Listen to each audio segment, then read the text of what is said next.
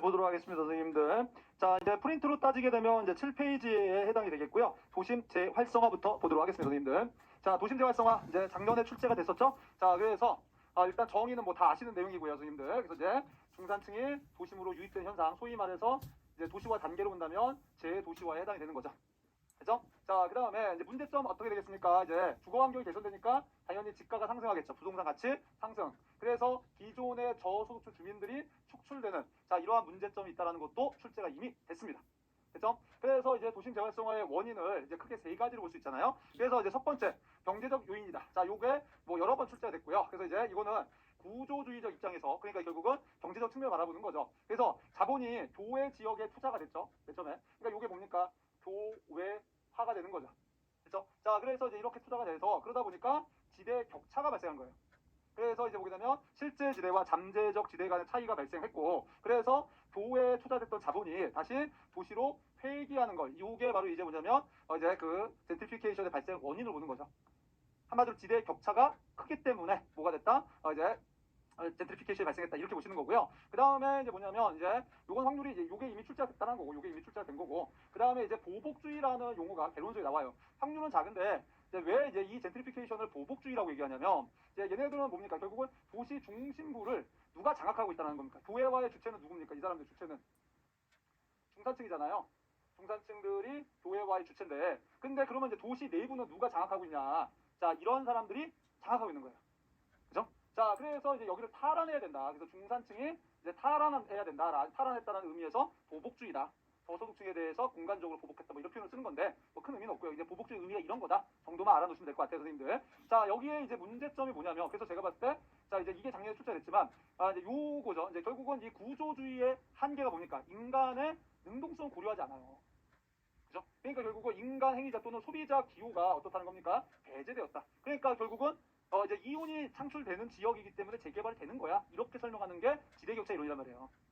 근데 이제 실제로 이제 뭡니까? 거기가 재개발돼도 안 들어갈 수 있잖아. 그죠? 그러니까 어떤 소비자의 선호도 이런 걸 전혀 고려하지 못했다는 한계점이 있었고, 그래서 등장한 이론이 작년에 출제한 거죠. 사회적 요인이라는 것은 결국은 뭐가 됐다는 겁니까? 이제 이제 새로운 수요 계층이 등장했다. 이렇게 되겠죠. 그죠? 자, 이게 작년에 나왔던 거죠. 그래서 이제 포스트 모던 문화를 선호하는, 그래서 작년에 나온 게 여피족, 딩크족, 요게 나온 거죠.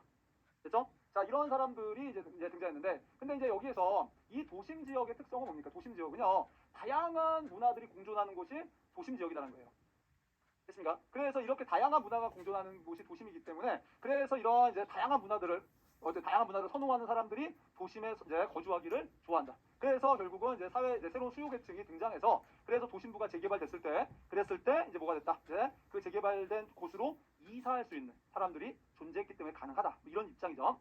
자, 됐고요. 그 다음에 이제 이런 여피족 애들은 또 주로 어디입니까? 이제 여기에 종사해요.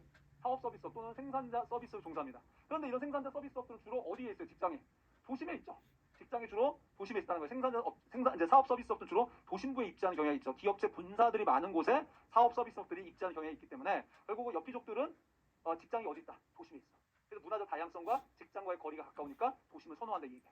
이해합니까, 선생님들? 자, 이제 여기까지 말씀 좀 드려봤고요. 자, 그래서 이제 사회적 요인 작년에 출제가 됐으니까 올해는 뭐 나올 일이 없겠죠. 됐고, 그 다음에 뭐 이게 뭐 중요한 건 아니지만 선생님들, 문화적 다양성이란 부분이, 그러니까 이게 왜 도심적인 문화적 다양성이 맞느냐, 이렇게 봅시다. 아까 디킨즈 3지대로는 생각해 보세요. 그러니까 뭐냐면 중심부가 가장 역사가 오래돼 있어요. 그러니까 우리나라 따지면 어떻습니까? 조선시대 건물부터 해서 현대 건물까지 다 모여 있는 데가 도심부예요.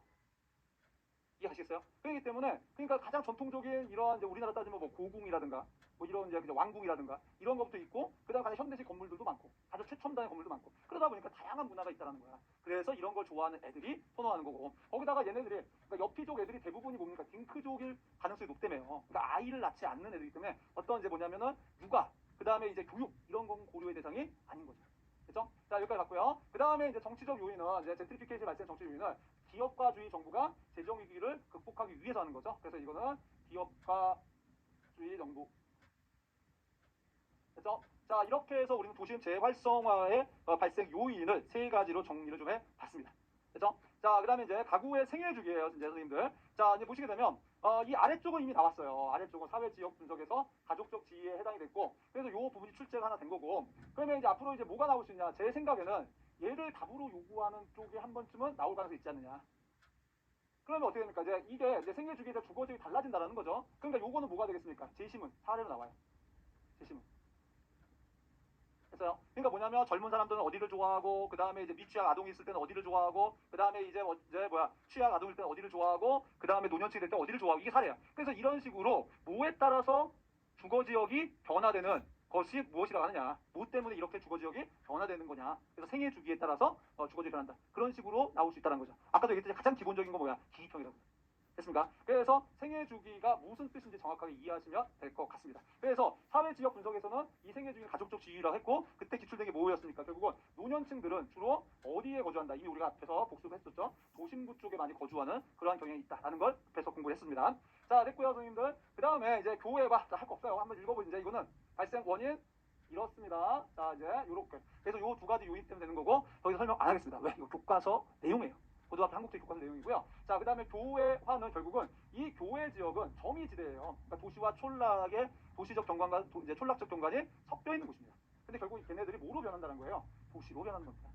그걸 교회화라는 거야. 오케이? 됐죠? 자, 그 다음에 이제 도시화의 영향입니다. 한번 보시고요. 그래서 이 교회 지역은요, 이거 별거 아니야. 거주 교회 지역과 고용 교회 지역과 혼합 교회 지역 나눈대요. 이것도 역시 뭐냐면 대론서 이렇게 나누는 겁니다. 근데 뭐 크게 중요한 게 아니죠. 왜? 거주 교회 지역은 어디입니까? 뭐 베트타운이지 뭐. 우리나라에서 본다면.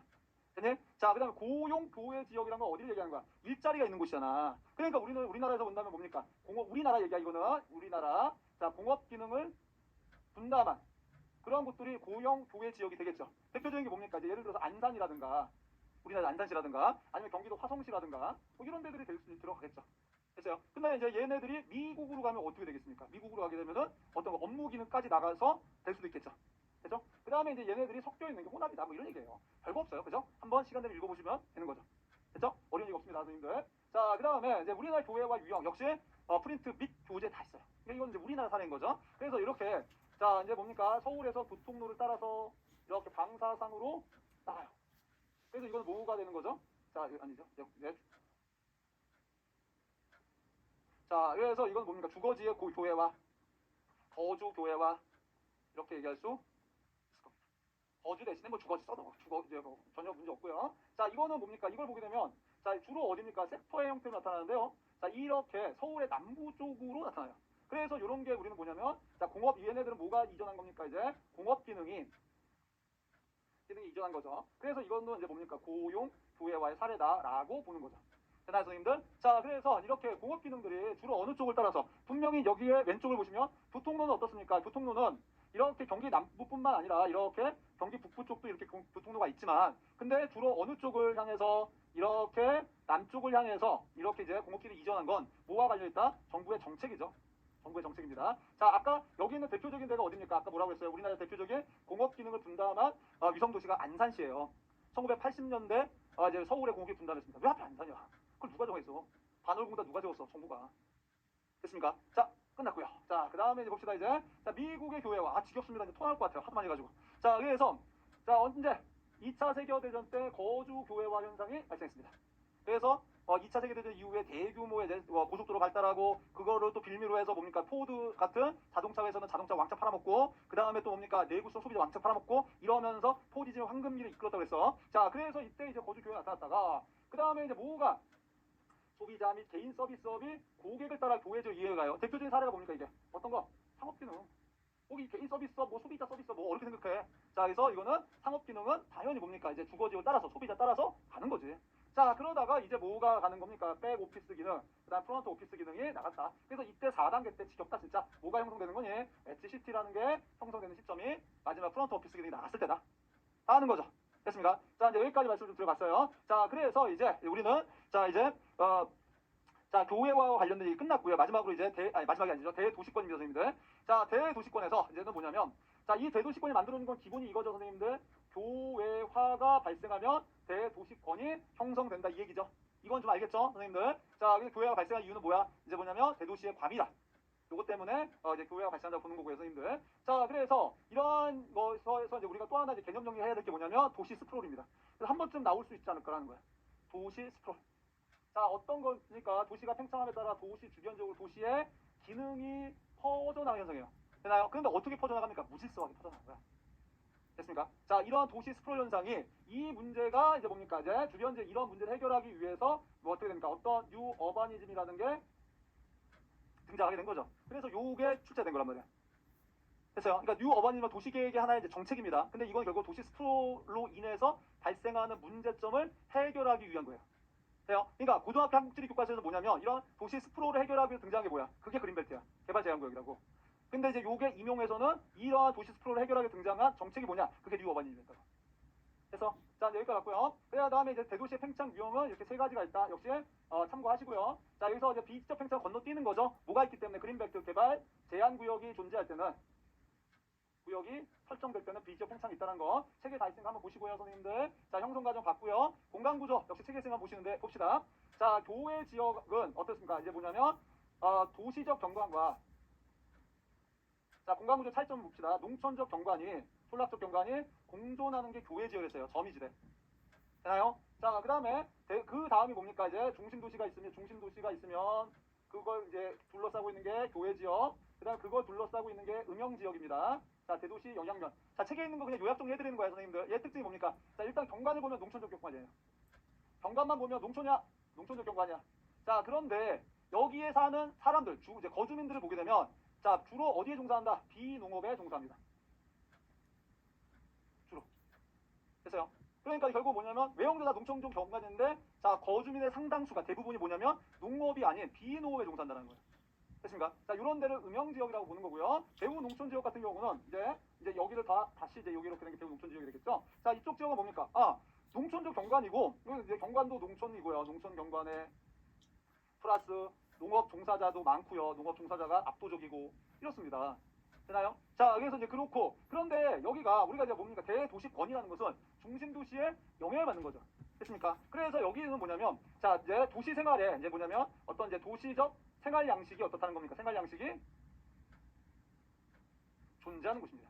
그러니까 결국은 뭐냐면 비농업이 아니라 농업에도 종사해요. 다 농촌이야 우리가 봤을 때. 근데 이 사람들의 생활 양식이 이제 도시적 생활 양식이 어떻다는 겁니까? 이제 도시적 생활 양식이 존재한다는 거야. 그러니까 도시적 생활 양식이 별게 아니라 도시적 생활 패턴이 있다는 거죠. 됐나요, 선생님들? 자, 그래서 이제 도시민처럼 생활할 수 있다라는 거고, 그래서 이제 이런 지역들은 언젠가 다 이제 뭡니까? 이런 도시적 생활 양식이 존재한다는 것은 언젠가 이 지역이 도시로 변할 가능성이 있다는 거예요. 되나요, 선생님들? 자, 그래서 이제 여기까지 말씀을 좀 드려봤습니다. 이제 뭐 결국 이제 시험에 나올 만한 건 없는 것 같아요. 그래서 제가 봤을 때는 요거 하나, 스프로 현상이라는 용어, 요거 하나 정도 이해는 뭐 크게 나올 만한 건 없는 것 같고요. 그렇지만 아무튼 책에 있는 거 한번 좀 봐주셨으면 좋겠어요, 선생님들. 개론선 못 보더라도 저번에도 얘기했듯이 학원 교재 그거 얼마 된다고 그것도 요즘에는 이렇게 프린트를 해드리니까 우리 선생님들이 점점 약간 제가 봤을 때는 이제 속된 말로 좀 얍삽하게 변하는 것 같아. 요거만 보려고 그래 또 그러지 마시고 대론서까지 못 보더라도 이제 학원 교재 한번 봤으면 좋겠습니다. 자, 그래서 여기까지 봤고요. 그 다음에 역도시화 보도록 하겠습니다. 자, 역도시화는 우리가 어디서 다뤘죠? 도시화 단계에서 이미 다뤘어요. 그죠? 자, 그런데 자 역도시화를 처음 말한 사람이 벨이라는 사람이에요. 처음 역도시화라는 용어를 얘기한 게 교재에 다 있습니다. 그래서 이 사람이 얘기한 건 뭐냐면 일단 역도시화 정의는 인구와 기능이 어디를 대도시권 밖으로 이동하는 거예요. 그걸 벗어나 이동하는 현상입니다. 그러니까 대도시권의 인구는 어떻다는 거죠? 감소하겠죠. 이 하나의 선생님들. 자, 그랬을 때 그럼 도대체 왜 대도시권 밖으로 이동하느냐 이거야. 이유는 여러 가지 있어요. 거기 분명히 책에 이제 써놨습니다. 확률 낮지만. 근데 여기서 메리라는 학자는 이 사람이 처음으로 역도시화라는 말을 처음으로 만들었으니까 뭐라고 얘기하냐면 이렇게 얘기한 거예요. 쾌적한 주거 환경을 선호하기 때문이다. 됐습니까? 그러니까 전원 생활을 위해서 갔다 이렇게 본 겁니다. 그 밖에 다른 요인도 책에 있지만 일단 메리나 학자는 이렇게 얘기를 한 거예요. 그래서 이거는 뭐냐면 우리나라에서 이제 탈도시화라고 표현한 건데 이제 뭐냐면 전원주택의 분포를 본 거예요.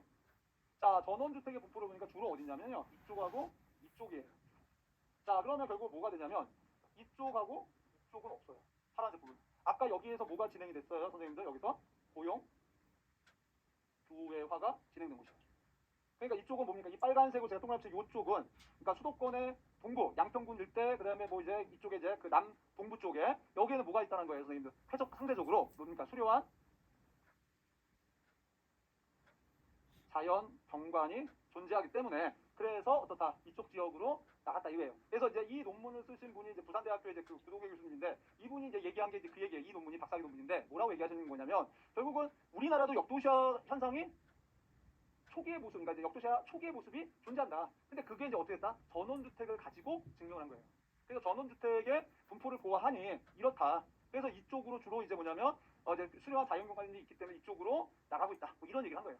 됐나요? 자, 시험에 나올 확률은 거의 없어요, 선생님들. 그래서 어차피 역도시화가 시험에 나온다면 어디서 나와야 돼? 도시와 단계로 나오겠지. 그죠? 자, 그렇기 때문에 뭐 이거는 그냥 사례 정도 생각하시면 되는 거예요, 선생님들. 자, 이제 여기까지 말씀 좀 들어봤고요. 자, 그 다음에 이제 메갈로폴리스입니다, 선생님들. 6번째 메갈로폴리스. 자, 역시 이제 뭡니까? 이제 정의는 이거예요. 교통로를 따라서 분포하는 거대 도시들의 연속지대입니다. 그래서 이제 뭡니까? 이런 해당 도시에 해당이 되는 거죠. 됐죠, 선생님들? 자, 그래서 이제 메갈로폴리스 정의는 다 아실 거고, 이건 세계지리 교과서에도 있는 거니까. 됐죠? 자, 그래서, 자, 이제 메갈로폴리스의 지역성은 결국은 이제 뭐냐면 이건 특히 미국의 사례, 미국 동부의 어딥니까? 보스턴부터 저쪽에 워싱턴 DC까지를 이어지는 그 일대의 대도시들의 연속지대. 거기에 이제 특성을 보게 되면, 여기는 이제 뭡니까? 접근성의 바탕을 뒀습니다. 그러니까 미국의 이제 뭡니까? 북동부 지역, 보스턴에서부터 워싱턴 DC까지 일대가 교통이 매우 발달한 지역이라는 거예요. 그래서 교통로를 따라서라고 했어요, 선생님들. 그래서 결국 뭡니까? 여기에 접근성이 양호한 지역이기 때문에 경제 성장이 돼 있고요. 그 다음에 인구가 많이 모여 있다라는 겁니다. 됐죠? 뭐 충분히 추정할 수 있겠죠? 교통이 발달했기 때문에 이쪽 지역으로 이제 경제적 기능이 집중되고 인구가 집중됐다 얘기야. 오케이? 자, 그 다음에 당연히 이제 뭐가 되겠습니까? 도시와 촌락이 토지 이용이 공존한다라는 거죠.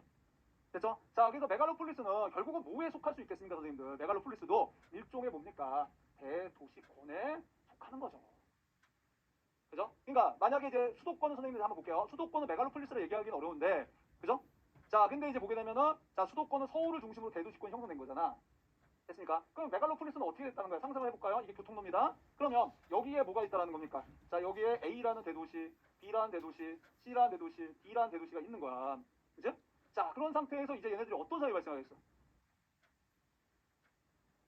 교통로를 따라서 이런 식으로 뭡니까?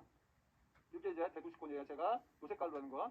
그래서 각각의 대도시권도 연결됐다? 이렇게 보시면 되겠죠. 그래서 이제 뭐냐면 뭐 일종의 대도시권에 포함된다라고 해도 뭐 크게 잘못되진 않았어요. 이게 가나요, 선생님들? 자, 여기까지 봤고요. 그러다 보니까 당연히 대도시권 안에 포함되니까 도시와 촌락의 이제 뭡니까? 이제 그 토지 이용이 같이 있는 거고요. 그 다음에 이제 공동체 의식을 갖고 있다. 그러니까 무슨 말이냐면 A, B, C, D의 도시에 사는 사람들이 서로 분명히 다른 도시에 살아요. 근데도 뭐냐면은 같은 이제 공감대 형성돼 있다는 거야. 그러니까 뭐냐면 동일 생활권을 생각한다는 거야. 이해 가시나요, 선생님들? 그래서 공동체 의식이 있다는 것은 동일 생활권으로 인식을 하는 겁니다.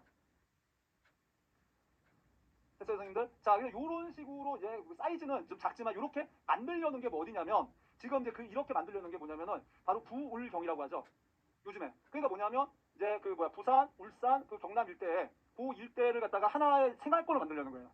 됐어요. 그걸 하나의 덩어리를 만드는 거예요. 왜 그러냐면 그런 식으로 해야지만 뭐가 됐다는 겁니까? 소위 말해서 이제 뭐냐면 이 부울경 요 지역을 갖다가 경남 부지사는 그 김경수 그 아저씨는 뭐라고 그러면은 나는 그런 것만 귀에 들어와요. 그걸 메가시티라고 표현하더라고.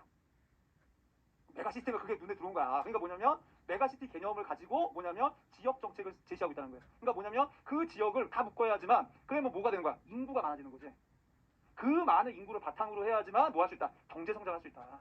그래야지만 이제 버텨낼 수 있다는 거야. 쉽게 얘기해서 부산 따로, 울산 따로 하면은 계속 쇠퇴하는 거야. 특히 부산 같은 경우 인구 계속 빠져나가고 경제적 이제 그 수준이 위축되고 이런 상황이거든요. 그러다 보니까 그러한 식으로 메가 시티를 만들자. 그러니까 이제 그런 식으로 이렇게 인접한 곳을 교통로 연결해서 이런 덩어리를 만든다는 거죠. 됐습니까? 그래서 지금 제가 그 일대가 사이즈가 작은 메갈로폴리스, 그러니까 스케일이 작은, 여기는 진짜 큰 거예요. 여기 이쪽은 미국은 이제 어마어마하게 큰 거고. 대충 이해하시죠, 선생님들? 자, 이제 여기까지 봤고요. 그래서 이 메갈로폴리스는 미국 전체 1.5%밖에 되지 않아요. 면적은. 그런데 인구는 역시 17%나 들어가 있다는 거죠. 그러니까 인구가 이제 면적에 비해서 많다는 것은 여기가 뭡니까? 거대 도시가 많다는 거죠. 이해 가나요? 됐습니까? 도시가 거대하다는 거 뭡니까? 도시의 면적이 넓다는 뜻이 아니잖아요. 도시의 인구가 많다는 거죠. 오케이? 자, 됐고요. 자, 그 다음에 보시게 되면 이제 도시 계획으로 가도록 하겠습니다. 자, 도시 계획에서 본다면 전원 도시 이론이 한 번쯤 나올 만하지 않을까라는 생각이 드는 거예요. 최초 세계 이제 영국 최초의 뭡니까 이제 도시 계획을 볼 수 있겠죠? 자, 영국 최초면 세계 최초로 볼 수 있을 것 같아요. 왜냐면 영국이 가장 먼저 산업화가 됐고 산업화가 되면 도시화가 되는 거니까. 그죠? 그래서 결국은 이제 뭐냐면 영국에서 어떤 게 나타나냐면 두 가지 문제가 있어요. 하나는 도시 과밀화 문제. 됐어요. 그러니까 일반적으로 이런 도시 과밀화 문제를 해결하는 하나의 방법이 뭡니까? 교외화거든요. 그러니까 과도한 집적으로 문제가 생기면 뭐 하는 거야? 분산시킬 거 아니야.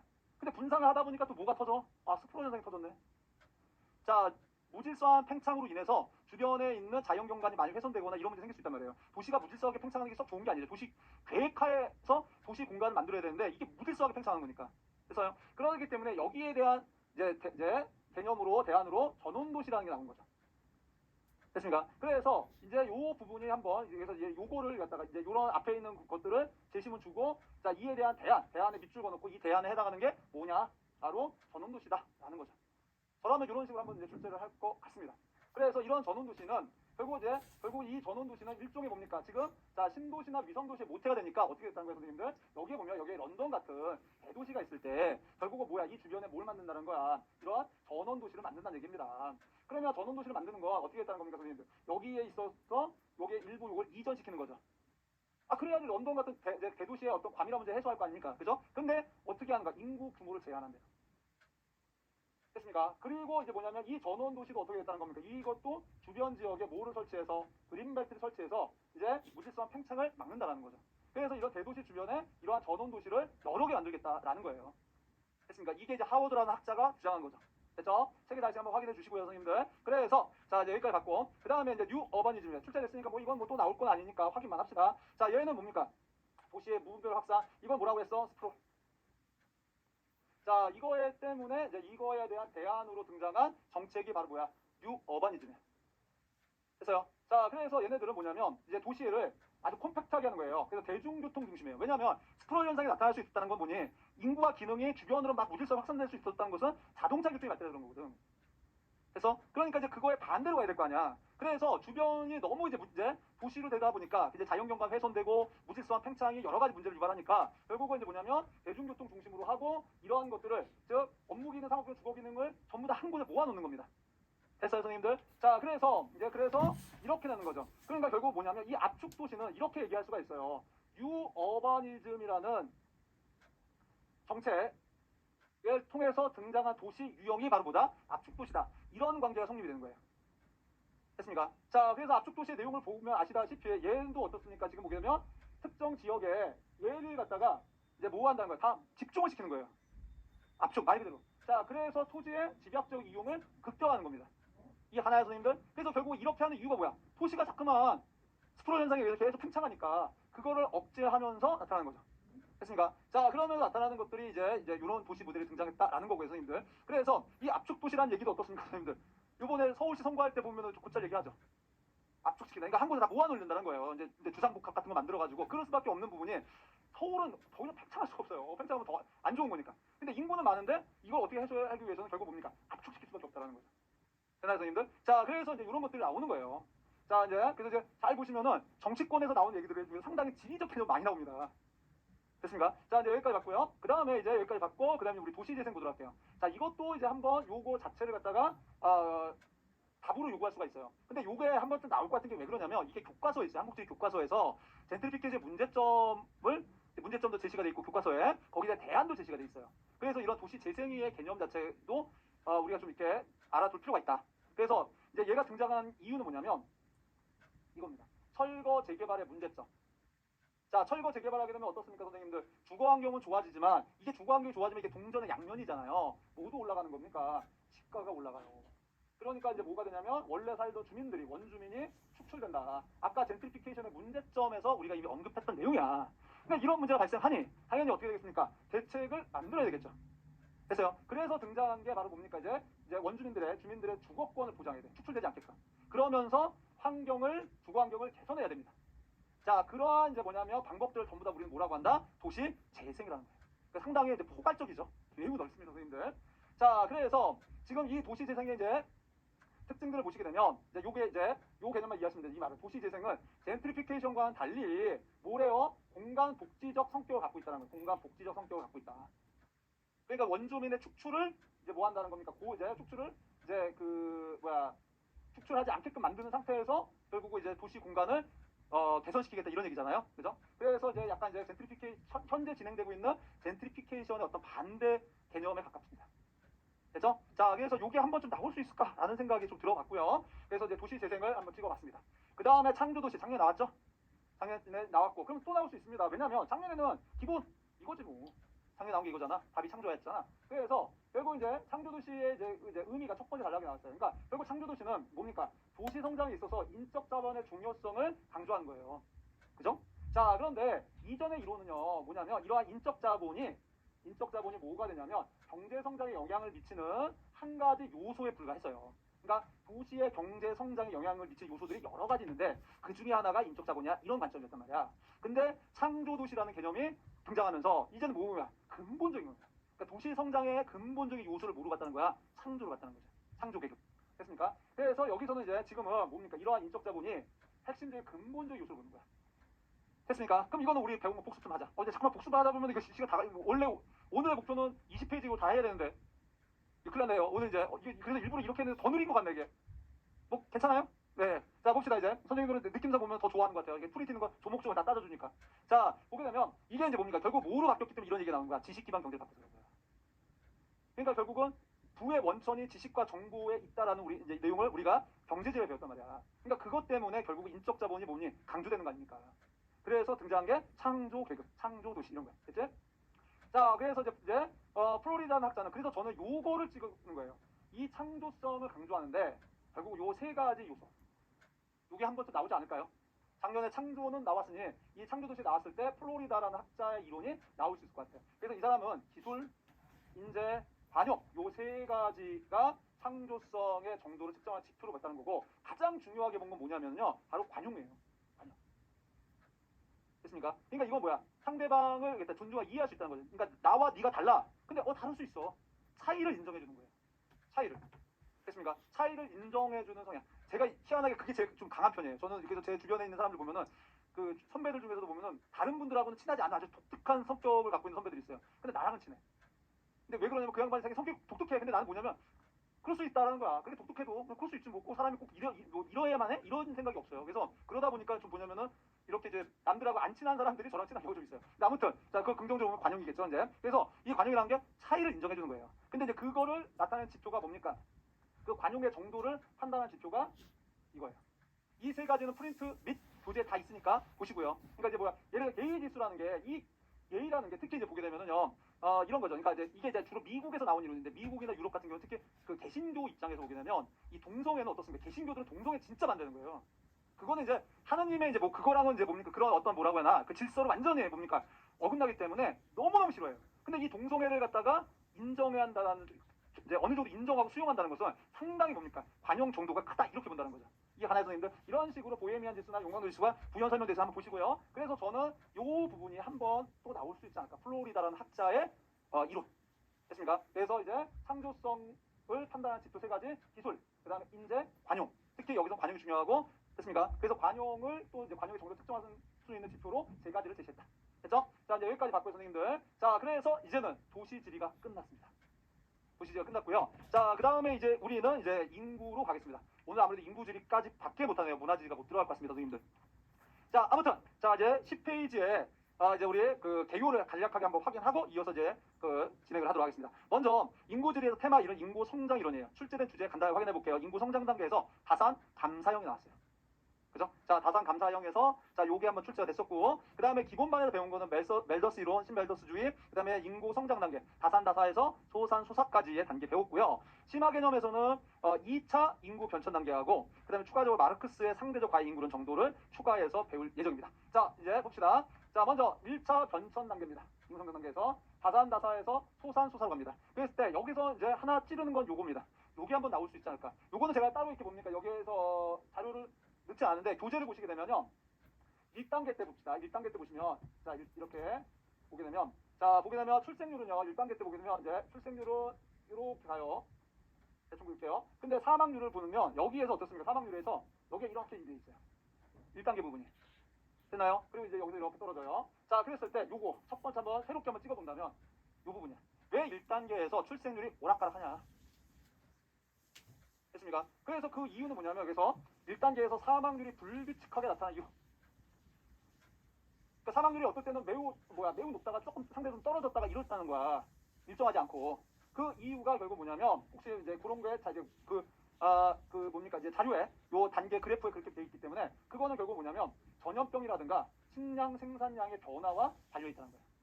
전염병이 창궐할 때는 어떻게 되겠습니까? 아무래도 사망률이 매우 높게 나타나겠죠. 그리고 식량 생산이 좋게 되면 양호하면은 사망률이 좀 낮겠죠. 됐습니까? 그 다음에 그런 게 또 어디도 있냐면요. 여기도 있어요. 이 4단계에서 출생률이 역시 오락가락해요. 자료 보시면은 책에 있어요. 그래서 4단계에서 출생률이 불규칙하게 나타나는 이유. 자, 요것도 한번 물어볼 수 있지 않을까라는 겁니다. 됐어요. 그러니까 이제 요게 이제 그 다음에 뭐 더 이상 나올 게 없어요 지금. 그래서 이제 그 이유는 경기 변동. 그러니까 그러니까 경기 침체가 되느냐 아니면 경기가 활성화되느냐에 따라서 출생률에 영향을 미친다 얘기고. 그 다음에 당연히 이제 뭡니까 가치관의 변화도 영향을 미친다는 얘기죠. 됐습니까? 그래서 요 부분이 이제 뭐냐면 좀 의미가 그나마 있지 않을까라는 겁니다. 이제 인구 변천 단계에서 본다면서 님들. 자, 그 다음에 봅시다. 2차 변천 단계입니다. 자, 요거는 이제 그 이전 교재는 없는 내용인데요. 다산 이제 소산소사까지는 갔잖아요, 선생님들. 그러면 소산소사까지는 어떻게 되는 거예요, 선생님들? 소산소사까지는 자 다시 여기까지는 어떻습니까? 인구가 전체 인구가 어떻게 되는 거죠, 선생님들? 적다가 올라가요. 완만히 증가하는 거죠. 됐습니까? 그러니까 이제 일로 갔을 때 이때가 이제 뭡니까? 이때가 총인구가 어떻다는 겁니까, 선생님들? 총인구가 최대가 되는 거죠. 요게 1차 변천 단계예요. 됐습니까? 자, 그러면 이제 2차 변천 단계는 뭐냐면은 결국은 이제 인구가 감소한다는 거예요. 4단계 이후에 이제 뭐가 됐다는 거예요, 선생님들? 인구가 감소하는 단계. 이때부터가 2차 변천 단계라고 하는 겁니다. 됐습니까? 자, 그래서 얘네들은 결국은 이제 뭐냐면 이 저출산 추이를 설명하기 위해서 등장한 이론이 2차 변천 단계다. 그래서 2차 변천 단계는 자, 사망률이 출산율보다 더 높다. 이거를 베이스로 까는 거예요. 그래서 이제 결국은 뭐가 되겠어요? 지금 이제 반복된 얘기지만 인구가 어떻다는 겁니까? 감소한다는 얘기야. 됐습니까? 자, 뭐 크게 시험에 나올 만한 뭐 좀 거창한 건 없어요. 그러니까 그 유럽의 그 일부 국가들은 지금 현재 분명히 2차 변천 단계로 전환이 됐다고 봐야 돼요. 인구가 줄고 있으니까. 되나요, 선생님들? 그래서 이제 지금 얘기했듯이 외부로부터 인구 유입이 없다면 인구가 계속 감소하고 그 다음에 저출산과 평균 수명 연장 때문에 고령화가 되고 있다라는 거죠. 되나요, 선생님들? 자, 이제 여기까지 갔고요. 그래서 이걸 억지로 낸다면 결국은 뭐가 되겠습니까? 이때 2차 변천 단계 때문에 어떤 변화가 있는지 써라. 근데 이제 이때 어떤 변화 이렇게는 안 나오겠지. 어떤 변화 대신에 구체적인 조건이 주어질 거 아니야. 뭐 인구 변화 측면에서 써라든가. 아니면은 이제 이거를 뭡니까 이제 뭐 갖고 할까요? 이제 뭐 고령화 지수의 근거에서 쓰라든가. 이런 식으로. 그러니까 결국은 어떤 변화에 해당하는 거는 이거란 말이야. 인구는 줄고 고령화 되고 있다. 이 얘기인 거지. 그러니까 이걸 답으로 요구하기 위해서 이제 뭘 만드는 거야? 조건을 만들겠지. 어떤 측면에서 쓰라든가 이런 식으로. 했어요. 내용은 이것뿐이 없어요. 나온다면 이것뿐이 없을 것 같습니다, 선생님들. 자, 여기까지 봤고요. 자, 그 다음에 인구 성장 이론들 보도록 하겠습니다. 자, 이제 멜더스 이론 보도록 하겠습니다. 자, 아시다시피 자, 이제 이 말이죠. 인구 위기. 인구 문제가 발생하는 거, 인구 위기라는 거 인구 문제죠, 선생님들. 이 인구 문제는 왜 발생하느냐? 이것 때문에 발생한다고 보는 거죠. 식량은 산술급수적으로 증가하면 인구는 기하급수적이다. 이때 이제 이 식량이 산술급수적으로 증가한다는 건 뭐 때문에 그렇다? 수학 체감의 법칙을 반영했다는 거예요. 여기 다 써 있긴 하지만 자, 수학 체감의 법칙이 반영되었다. 그래서 식량 증가 속도보다 뭐가 인구 증가 속도가 크다는 얘기죠. 됐습니까? 자, 그래서 결국은 이것 때문에 어떻다는 겁니까? 이제 멜더스는 뭐냐면 사회 제도를 개혁하더라도 빈민의 빈곤 문제는 해결될 수가 없다. 이렇게 보는 거죠. 됐습니까? 식량 생산이 인구 증가를 따라잡지 못하기 때문인 거죠. 됐습니까? 그 메커니즘을 이렇게 설명한 거죠. 그래서 멜더스 이론이 한 번쯤 나올 것 같은데, 자, 인구가 증가하게 되면 식량 가격은 올라가고, 아시죠? 그러면 실질 소득은 떨어지겠죠. 쌀값이 올라가니까 급여는 월급은 똑같은데 쌀값이 올라가니까 실질 소득은 떨어지는 거잖아요. 자, 그러다 보면 이제 혼인율 떨어지고 그리고 이제 사망률 높아지고 그러면서 인구는 다시 뭡니까 줄어든다는 거예요. 이런 메커니즘이에요. 그러니까 이런 메커니즘을 얘기하니까 멜더스는 어떻다는 겁니까? 이 빈민들의 어떤 이제 빈곤 문제는 그냥 내버려 둬라. 그래서 저 안 좋은 얘기지만 좀 이제 이런 빈민들이 사망하고 이러면 자연적으로 해결이 된다. 이렇게 본 거죠. 자, 그래서 요 자료가 그 얘기를 하는 거죠, 선생님들. 책 이제 그 프린트에도 있고 책에도 있는 자료죠. 아시다시피 요거는 뭡니까 이제 정의 방향, 요게 이제 부의 방향입니다. 자, 이게 뭔지 아시겠죠, 선생님들? 자, 인구 규모가 많아지면 식량가격이 올라간다. 그래서 플러스 요게 정의 방향이라는 거죠. 됐습니까? 식량 가격이 오니까 여기서 실질 소득은 떨어졌어요. 그죠? 그러니까 뭐가 됐다는 겁니까? 얘하고 얘가 뭐가 됐다는 겁니까, 선생님들? 이 방향이라는 거죠. 했나요? 그래서 실질 소득이 떨어졌어요. 그러니까 혼인율도 떨어졌습니다. 그러니까 얘와 얘가 어떻습니까? 비례 관계에 있네요. 그러니까 이거죠. 이해하시죠? 자료 보는 방법만 얘기하는 거예요, 선생님들. 자, 그래서 실질 소득이 떨어지는데 사망률은 계속 올라갔네요. 얘하고 얘를 보면 이 관계가 되는 거죠. 됐습니까?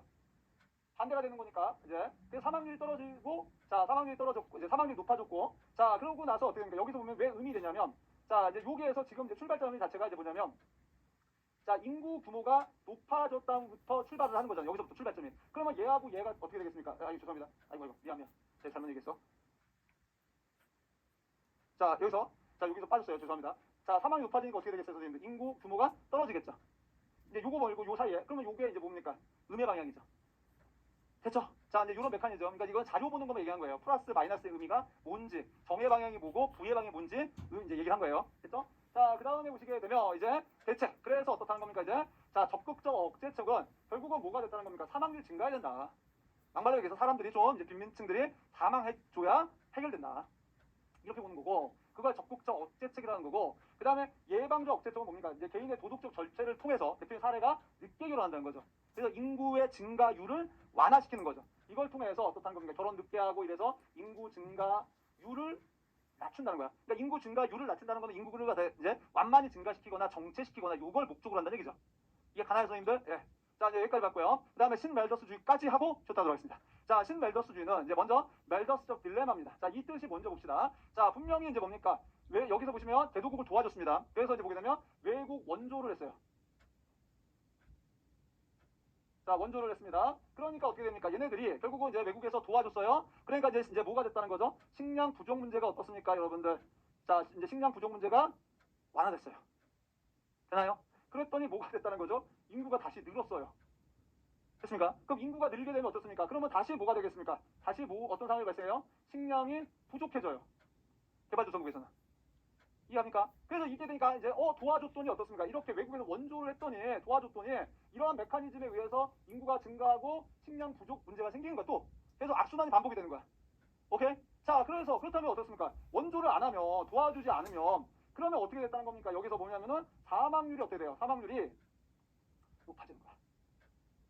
됐어요? 어떻게? 그럼 도와줘야 돼? 말아야 돼? 도와주면 악순환이 되고 안 도와주면 사망률이 높아지고 이러지도 저러지도 못하네. 뭐야? 딜레마. 됐어요? 자, 그래서 이런 상황을 갖다가 멜더스적 딜레마라고 하는 겁니다. 그래서 결국은 이제 개도국에서는 외국 원조에도 불구하고 경제 개발이 진전되지 못해요. 왜? 그럼 일단 뭡니까? 이제 개도국 입장에서는 원조를 해줬어, 선진국이. 그럼 일단 급한 게 뭐야? 급한 불부터 끄겠다 생각하는 거지. 당장 국민들이 뭡니까? 식량 부족을 허덕이고 있어. 그럼 그 돈 가지고 뭐부터 해야겠어? 식량부터 산다고. 근데 원래대로 면 근본적 해결책은 뭐니? 경제적 수준을 높여주는 거지. 그러니까 그 돈을 가지고 공업에 투자를 한다든가. 그죠? 그래서 근데 이거는 너무 장기적으로 그 효과가 나타나는 거니까. 그래서 그 얘기를 뭐라고 했습니까? 경제 개발이 진전되지 못하고 그래서 결국은 인구 증가가 소득 증가를 흡수해버린다라고 그 개론을 표현하는 거죠. 됐습니까? 왜 소득 증가를 흡수하는 거야? 결국은 소득이 늘지 못하는 거예요. 개별 가구에서 소득이 늘게 하려면 어떻게 된다는 겁니까? 결국은 경제 성장이 돼야 되거든요. 근데 경제 성장은 안 되고 식량 문제 해결해 주니까 인구는 늘고 그러면 각각의 가구에서는 소득이 줄어요. 이해하시겠어요? 그래서 결국은 인구 증가가 소득 증가를 억제시키는 거예요. 흡수한다는 건 소득 증가를 억제시키는 겁니다. 자, 그래서 이 멜더스 이론은 아시다시피 아직까지도 개도국의 인구 문제, 이거 우리 보통 뭐라고 하죠? 과잉 인구라고 얘기하죠. 과잉 인구. 과잉 인구 다 아시겠지만 총 인구가 경제력을 압도하는 상황입니다. 되죠? 자, 인구는요, 이제 뭐냐면 경제적 뒷받침만 되면 많으면 많아서 좋은 거예요. 인구는 노동력이자 소비자 아닙니까? 그러니까 인구가 많아서 좋은 건데 경제력이 뒷받침이 안 됐을 때는 문제가 된다. 됐죠? 자, 이렇고요. 그래서 신멜더스주의자들은 멜더스의 문제의식을 갖다가 여전히 인정한다. 다만 대책을 다르다. 대책은 정부 주도의 하나 제한을 강조하고 있죠. 됐나요, 선생님들? 자, 그래서 제가 이제 보게 되면은 이 부분이 한 번쯤은 나올 것 같아요. 왜냐하면 이 신멜더스주의 같은 게 아직까지도 현재 개도국의 인구 문제를 설명하는데 유의미하기 때문에 한 번쯤 나올 것 같다라는 생각이 듭니다. 자, 이제 여기까지 말씀드렸고 잠시 조금만 쉬었다 하도록 하겠습니다.